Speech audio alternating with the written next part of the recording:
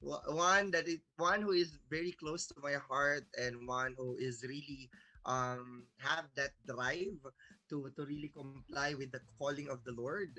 Hindi ko na pahahabain ang introduction. Siya po ay single. Ay, yes, single. Joke lang. She is currently, he is currently engaged to my ate, my dearest ate from Isabela, which is Ate Jen, na currently ay may sipon. In-announce. And they are planning to get married next year. He is a missionary. He is a faithful servant of the Lord, and God has been moving his life so strongly na marami na pong lives ang natatouch because of him. He's one of the hosts here in Zoom Bible Sharing, and yeah, he is deeply madly in love with Jesus. So, ngiti naman yan eh. Alam mo si ano, no? With Jesus, syempre. Secondary na lang yon kung sino man yung nasa isip mo. Here tonight, that's our Kuya Jose, or also known as ano pa?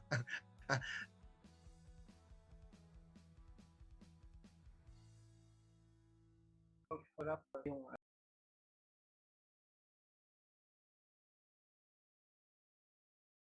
all glory to God.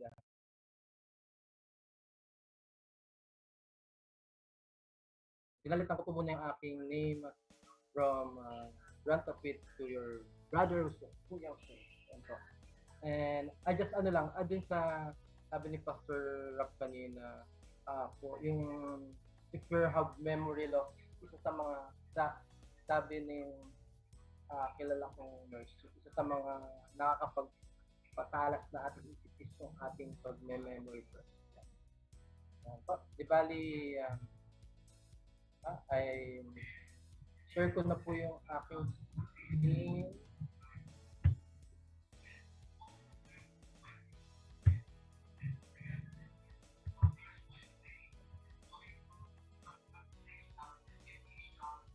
Uh, Ask ko lang po kung nakikita na po ba sa screen yung aking share screen. Yes, Kuya. Okay, salamat. Pero before we start, can we pray first po? Okay. Let's tayo po yung manalangin. Yes, Lord, dakilang Ama Panginoon. Lord, maraming salamat po, Panginoon, sa pagkakataong ito na kami ginagawa mo. Panginoon, alam po namin yung aksidente po na nandito kami sama-sama as yung church, Lord, to pray together, oh Lord. I'm just praying, Panginoon, for this time, Panginoon, ikaw lamang po ang makita, mapapurihan, oh Lord. I'm just praying, Panginoon, pagkalooban mo kami ng bukas ng puso for your word, oh Lord. And Lord, may Holy Spirit guide us, Lord God. May we enjoy this night, Lord God, together, bawat isa, and together with you, oh Lord. We ask and pray, Lord, in Jesus' name. Amen. Yes, po. Di bali, when Pastor Rap asked me to use um, for the message, bali, praying when nagpunta po ako dito sa may student center dito sa Midaet. Then, yun nga, matagal ko nang basahin yung book.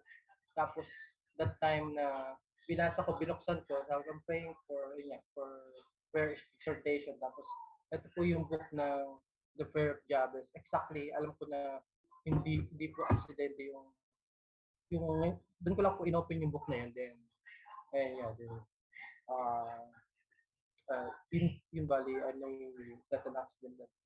Ito po yung isi-share ko po, yung prayer po ni Jabez. Yung,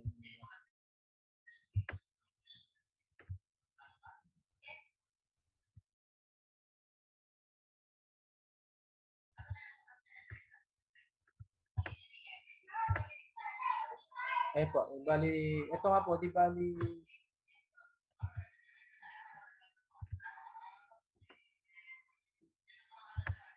yeah. Di bali yung prayer po ni Jabez is, uh, is very short, but very powerful. Di bali, sabi po dito, Dun sa prayer ni Jabez, ito po yung makikita natin sa First Chronicles chapter 4 verse 10. Sabi po dito, "Oh, that you would bless me." Jabez is the one who's talking. And enlarge my territory. Let your hand be with me and keep me from harm so that I will be free from pain. Ayun po. Ito po yung maikli, but we will see that it's very powerful as the message goes on. Then, di bali, din sa prayer po ni Jabez, di bali, may apat na bagay na dinalangin si Jabez sa Panginoon. Yung una, sabi niya dito, that God would bless me. Bali sabi po dito, Jabez knew that the God he believed in is the source of all the blessings. Di bali si Jabez ay merong malalim na relasyon sa Panginoon. And he know God deeply. And he knows what God will provide for him. Yun po. Padayon po tayo. For that reason, he asked God to bless him. And these blessings are more than just material.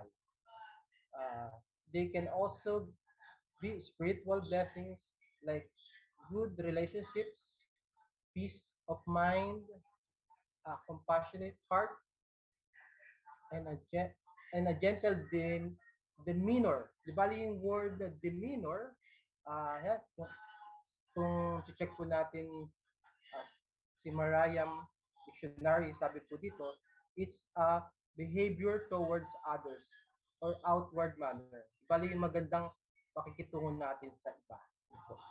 Uh-huh. Then, next po. Among other things, God blesses us with spiritual as well as material blessings. When we ask Him, so we should always reminded that asking God for a blessing is not a bad thing. Di bali dito po, uh, konting example lang po, di bali yung ating Panginoon, alam niya po lahat ng ating mga pangangailangan. Di bali, gusto ng Panginoon na para tayong bata na humihingi sa Kanya. Yan, di bali kasi ang ating Panginoon is parang uh, our God is like a rich father. Yan. But God, even though our Father is very rich, but God wants us to ask specifically. Yan. Sa ating mga hinihingi, gusto niya specific tayo. Kumbaga, ang Diyos ay hindi manghula, but He wants a good relationship, talking with each other. Kaya gusto niya parang bata tayo na kung ano yung nasa puso natin, ay yun atin kung hihiling. Then, the next thing, God, Jabez, the next thing Jabez asked in his prayer is enlarge my territory. Yan. Tignan natin kung ano yung sinasabing territory dito. Di bali, territory here is not really mean yung physical na mga lupa. Di bali, Jabez is more concerned about yung impact niya sa kaharian o pagpapalawak ng kaharian ng Panginoon. It is not literal, hindi siya literal na territory yung mga lupa, mga malawak na lupain, subdivision, or bukid. This may not be obvious at first glance, but when we look at the spiritual meaning of this, iba ito. Jabez prayed that God would enlarge the territory of his heart. Bagay sabi, mapalawak yung territory ng kanyang, sabi nga sa Bisaya, ng kanyang kasing-kasing, ng kanyang puso. That it may overflow to those around him. He wants to reach others for the sake of God's kingdom. Kumbaga, yung kanyang concern, di bali dito, hindi niya hiniling yung material things. Hiniling niya na enlarge ang kanyang territory na yun niya, about Kumbaga gusto niyang maging blessing sa iba sa pagpapalawak ng kingdom ng Panginoon. Di bali, uh, sabi din po sa aking notes, sabi dito, Jabez, meron siyang malaking puso sa mga taong nasa paligid niya na, na to bring the kingdom sa kanilang mga puso. Yan po. Then the third thing that Jabez asked in his prayer is, let your hand be with me. Yan. Bali dito, sabi po dito, makibasa po kayo sa akin sa screen. Sabi dito, Jabez recognized his limitation. Bali, ano niya, inadmit niya na siya'y mahina. Uh, na siya'y limitado lang ang kanyang kakayanan. So sabi dito, feeble nature as a person. Di bali yung word na feeble, sabi rin po sa Himalayan Dictionary, yung lacking of strength, kakulangan ng lakas, indicating weaknesses, may kakulangan, or inadequate. Yung sa mga pagkakataon na tayo'y mahina, kulang ang lakas, doon natin kailangan ng Panginoon. Dahil ang Panginoon ang can supply the unlimited needs we want. Yan po. Bali, ituloy po natin yung uh, nakasulat na David dito. Because of that, he knew he needed God's help. Yan po. Dahil sa kanyang kakulangan, kailangan niya ng tulong.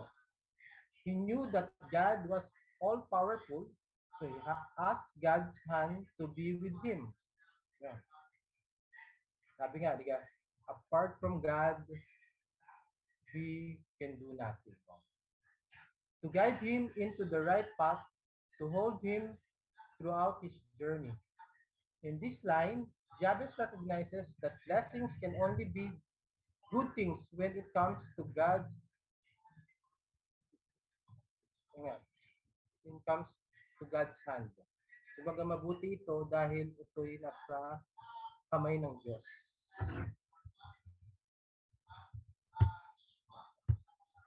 Nag-tip ko lang po si Arthur. Then, tuloy ko lang po. Then, without God's hand leading and guiding us, the blessings would be waste. They would not fulfill a good purpose. Kumbaga, kung hindi hawak ng Panginoon or hindi ang Panginoon nagpo-control sa atin yung mga ginagawa natin, kumbaga, ito'y mapupunta lang sa basura without God's hand. Then sabi din po sa aking note, Jabez recognized God's leading and guidance. He seeks it always. Hindi siya nagliin sa kanyang sariling knowledge and understanding and strength. Hindi nag-rely siya sa Panginoon. Okay, the last thing, Jabez pray is keep me from harm so that will be free from pain. Bali, sabi po dito, in this line, Jabez makes a reference to his own name. Again, the Hebrew word from Jabez means causes pain. Uh, with this, he renounced the awful meaning of his name. Di bali kasi yung kanyang pangalan ay the Jabez word uh, comes from, kasi yung kanyang inay nahirapan sa pagpapanak sa kanya. Kaya yun yung binigay sa kanyang pangalan ng kanyang ina. Nahirap. Dahil sa paghihirap sa panganganak, yun, that's why Jabez is his name. With this, he renounced the awful meaning of his own name. He asked God to free him from harm so that the pain may not befall him. Perhaps Jabez needed strength, and who better to look to than God himself. Di bali din yung word na renounce dun yung to give up, to refuse. Kasi yung kanya pong sa yun po, yung kanyang pangalan ay but ito yung mapapaliwanag na po sa mahuling part ng aking message po. Patuloy po tayo.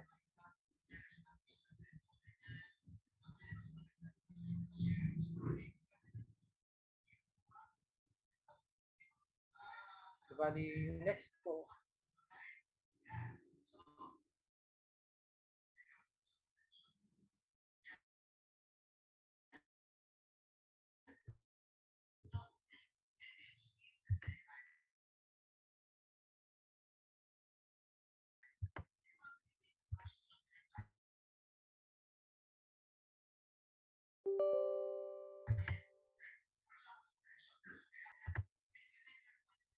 pananalangin ni Jabez. Bali, sabi dito, God grants what we ask.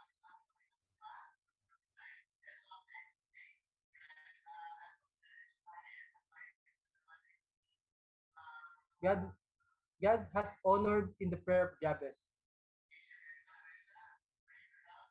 Kasi siya, medyo mahina po ang aking service.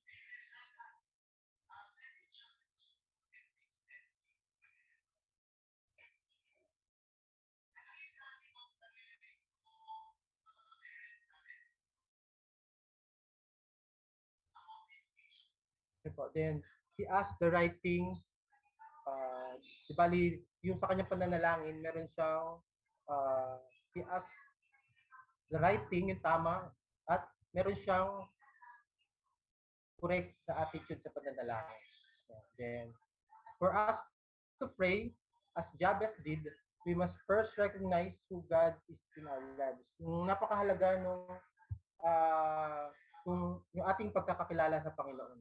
Kumbaga, dahil malalim yung ating pagkakilala sa Panginoon na nalalaman natin na we have confidence, full confidence that God will answer it at hindi po tayo mag-doubt. Tuloy ko lang po. Sabi rito, for us to pray as Jabez did, we must first recognize who God is in our life. Do we know that we alone is the source of all blessings? Do we recognize that God can give us appropriate blessings? If we ask Him for them, it is important to first evaluate we know about so that we can approach Him the right heart and mind. Yeah. As as we know, Father, our God, and yung kanyang attribute, we know that He can provide, and then alam din po natin yung the way we pray and our attitude because we know Him. Yan po. Then, once we know who God really is, what He capable of, and His role in our lives, you can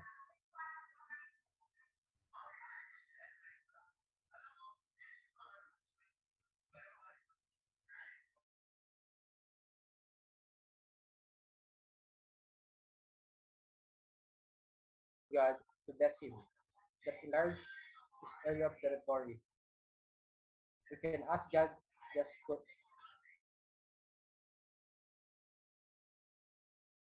review sa pananalangin ng mga bagay na yun dahil confident siya na gagrant ng Panginoon.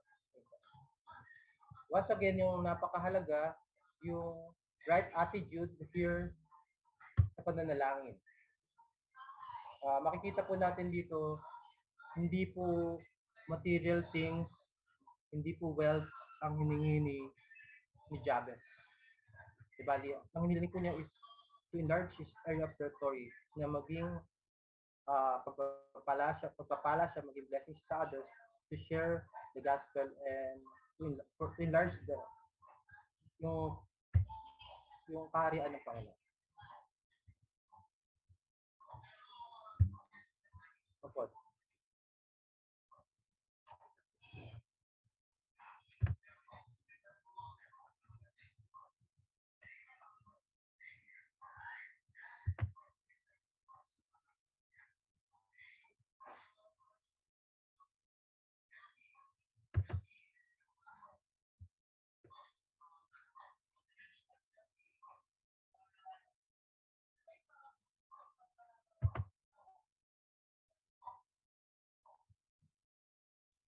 Wait lang po, di ko mapindot yung next.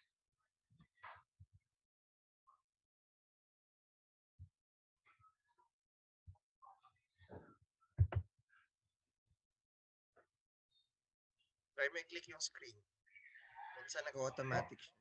Yung screen lang. Click mo lang yung screen.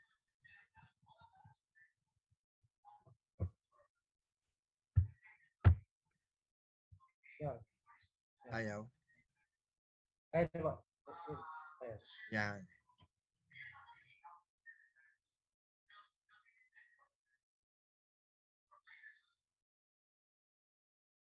Yung sabi po dito, God may grant us $1 million or 1,000 acre of estate, but He's willing uh, to grant.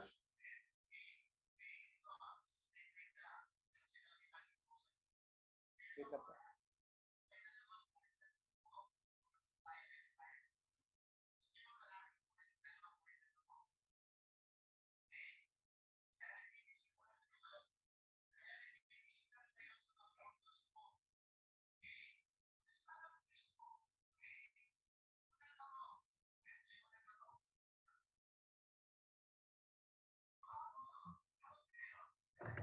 So, tayo po, bali, sa next po nating slide, sabi po dito, God may not grant us $1 million or thousands of acres of estate, but He's willing to grant is, uh, bali, mas gusto ng Panginoon na grant sa atin yung magkaroon tayong heart like Him.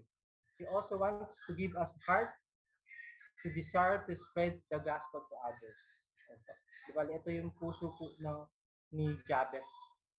Not a material things, but para sa pagpapalawak ng kanyang karya. That an expansion of territory that truly puts us. Ito po yung nagbibigay ng ngiti sa Panginoon. When we got what we asked, we should not forget God that gave what we asked. Ito, yung sometimes lagi sa atin, very rampant po sa atin na tayo makakalimutin. Nagkakaroon tayo amnesia. Pag binigay na ng Panginoon yung ating mga panalangin, yung nakakalimutan natin sa we should never forget of that. So, Jabez recognized this, and so he also prayed that God will continue to take lead and guidance sa kanyang buhay. At sa kanya. If we ask God's hand to be with us at all times, He will surely take the right path. We can it can maximize our blessing as well. Go along to those right paths.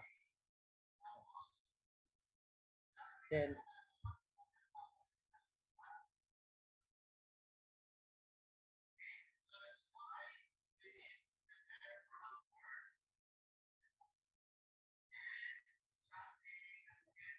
uh, equally important is asking God for protection from evil. Ito isa sa mga needed natin ngayon, lalo ngayong pandemic. Importante din po yung ask ng protection from evil. There are many temptations and things in the world that may distract from our path to God. Yun po. Then, because of this, we need yung constant covering yan. That's why we're praying always. God will cover us with His precious blood. Yan, pero ito na po yung pinaka-pinali. Bali na nakwento ko na po yung story, but we should know first yung main character. Sino nga po ba si Jabez sa Bible? Bali, si Jabez is a very minor character in the Bible. He was only very mentioned few times in the book of First Chronicles, chapter 4, 9 to 10. It is said that Jabez was more honorable than his brothers. His mother has named his Jabez, saying, I gave birth to him in pain. Yun nga po yung katulad ng sabi ko nung intro kanina, na nahirapan po ang kanyang inay sa panganak sa kanya. Kaya ayun po yung meaning ng Jabez. In Hebrew, yung sa Hebrew word, ibig sabihin po nun, he causes pain. Also, in Jewish culture, iba ito po yung kultura ng Jewish, it is common to give symbolic name for one's children. So for the reason that her mother took great pain in giving birth to her son, more pain than usual childhood, she named him Jabez. Kumbaga, yung ating mga inay ng anak ng cesarean, kumbaga, parang ang pagkaka-explain po rito is more than usual childhood. Sobrang nahirapan, nasaktan ang kiyang inay. Kaya yun yung ibig sabihin ng kanyang pangalan. But, however, this was not so Jabez, Jabez defied all odds, including his supposed destiny. Yun yan na sabi yung destiny niya raw ay dahil din sa kanyang pangalan, magiging madilim ang kanyang kinabukasan. Pero ano niya yun, pinaglabanan ko niya. Yan. Yan. Ito na po din sa ano. Ano po ba yung pulot, take away natin sa kwentong ito? Or ano po ba yung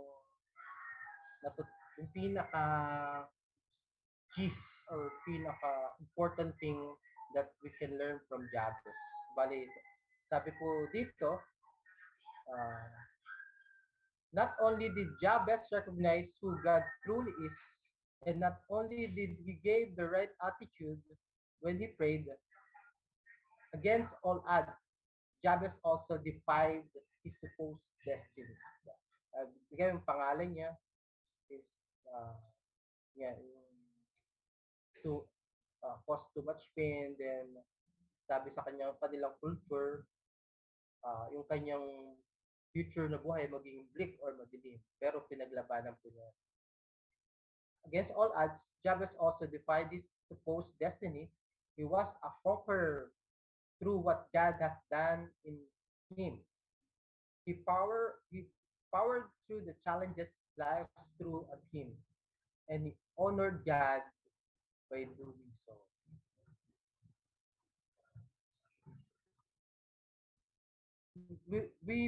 Baga ito, uh, kung tayo, kumbaga, we may have facing trials, discouragement sa ating buhay, kumbaga, si Jabez ay isa sa maari nating maging inspirasyon, encouragement, because, sabi dito, but like Jabez, let us learn to look to God we believe in. Ask that we would do great things through us. That God may do great things through us. Kumbaga, um, kumilos ang Panginoon ng mga datings pamagitan natin. And ask that He would be the one to lead us every step of the way.